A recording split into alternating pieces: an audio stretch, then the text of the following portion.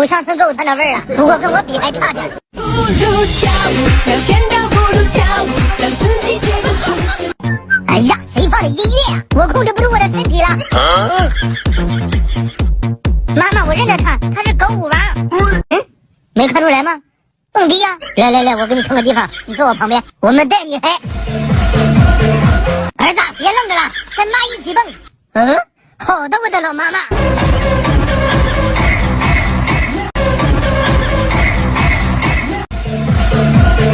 喂，老弟，哥带你们去蹦迪呀，狂野的那种，咋样，老弟？